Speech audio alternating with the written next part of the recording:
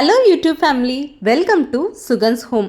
வெந்தயக்கீரை கண்டாலே பிடிக்கலன்னு சொல்கிறாங்களா? இந்த மாதிரி செஞ்சு பாருங்கள், கண்டிப்பாக திரும்ப திரும்ப வாங்கி சாப்பிடுவாங்க.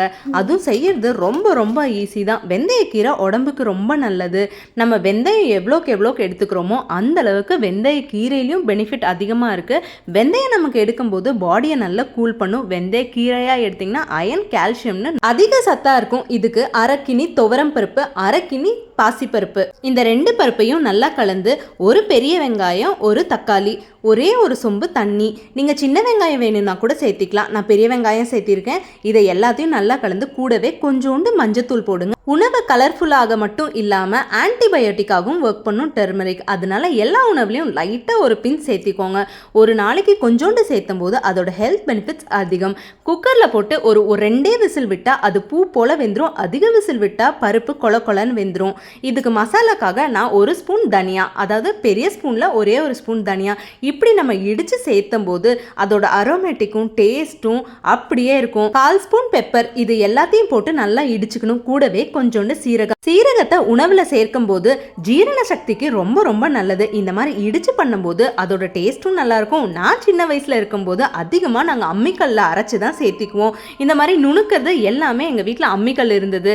இப்போதான் இந்த மாதிரி குட்டி குட்டி கல்லா வந்தது. இந்த குட்டி கல்லை நான் இதுக்குன்னே வாங்கியிருக்கேன். இடிச்சு சேர்த்தும் போது டேஸ்ட் வைஸும் இல்லைங்க, நம்ம கை பக்குவம் அப்படியே வரும். கூடவே கொஞ்சம் கருவேப்பிலையை நான் இடிச்சு சேர்த்துறேன். ஃப்ரெஷ்ஷாகவும் போடலாம், ஆனால் இந்த மாதிரி இடிச்சு சேர்த்தும் போது அதோட ஸ்மெல்லு நம்ம அரைக்கும் போதே சும்மா கமன்னு வரும்.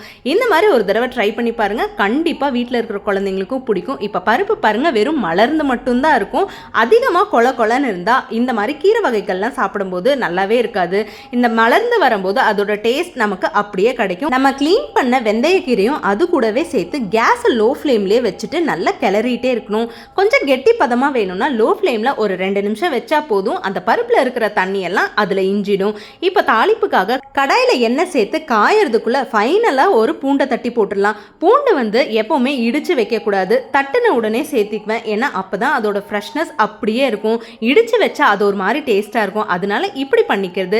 இப்போ எண்ணெய் காஞ்சிருச்சு, கொஞ்சோண்டு கடுகு மட்டும் போட்டுக்கலாம். பாக்கி சீரகம் எல்லாமே நான் அதுலேயே போட்டிருக்கேன். இப்போது அந்த நம்ம அரைச்ச பவுடரை அந்த எண்ணெயோடவே சேர்த்து அப்படியே எண்ணெயில் பொரியும் போது ஒரு வாசனை வரும் பாருங்க, அடடடா அவ்வளோ சூப்பராக இருக்கும். இது கூடவே கொஞ்சோண்டு சாம்பார் தூள், கொஞ்சோண்டு மிளகாய் தூள்.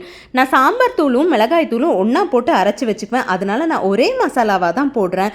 இதை எல்லாமே கலந்து கொஞ்சோண்டு பெருங்காயத்தூள் ஜீரணத்துக்காக, இது கூட ரொம்ப நல்லது. அப்படியே தாளிப்பை பருப்புக்குள்ளே ஊற்றிடுங்க. அதை அப்படியே அலாசி இன்னும் கொஞ்சம் ஊற்றிட்டிங்கன்னா உள்ளே எக்ஸஸாக இருக்கிறதெல்லாம் பருப்புக்குள்ளே விழுந்துரும். இப்போ நல்லா கலந்துட்டு பாருங்க, சட்டுன்னு பருப்பு குழம்பு ரெடி. இப்படி 1 பாட்டாகவும் செய்யலாம், நீங்கள் கடாயிலையும் செய்யலாம். இது ரொம்ப சிம்பிளாகவும் ஈஸியாகவும் இருக்கும். அடிக்கடி நம்ம கீரை வகைகள்லாம் சேர்த்திக்கணும். அப்போ தான் அதோட அயன்லாம் நமக்கு அப்படியே கிடைக்கும். நான்வெஜ் எல்லாம் சாப்பிட முடியாத டைம்ல இந்த மாதிரி கீரை குழம்பெல்லாம் அடிக்கடி செஞ்சா வீட்டில் இருக்கிறவங்களாம் நல்லா விரும்பி சாப்பிடுவாங்க. இதுல எந்த கசப்பு தன்மையும் இருக்காது. நார்மலா சாப்பிட்ற பருப்பு குழம்பு மாதிரியே இருக்கும். இந்த வீடியோ உங்களுக்கு பிடிச்சிருந்தா லைக் பண்ணுங்க, ஷேர் பண்ணுங்க, மறக்காம சப்ஸ்கிரைப் பண்ணுங்க. கீரையெல்லாம் இனிமேல் சாப்பிடலன்னு கவலையே படாதீங்க. கொஞ்சம் நம்ம உணவு மாற்றம் ஏற்பட்டால் கண்டிப்பாக வீட்டில் இருக்கிறவங்களாம் விரும்பி சாப்பிடுவாங்க. இவ்வளோதான் நம்ம வீட்டு சிம்பிள் வெந்தயக்கீரை பருப்பு குழம்பு. இது கூட கொஞ்சம் மொறுன்னு ஸ்நாக்ஸ் வச்சு சாப்பிட்டு பாருங்க, அடி தூளாக இருக்கும். சூடாக சாப்பிடும்போது இன்னும் பிரமாதமாக இருக்கும்.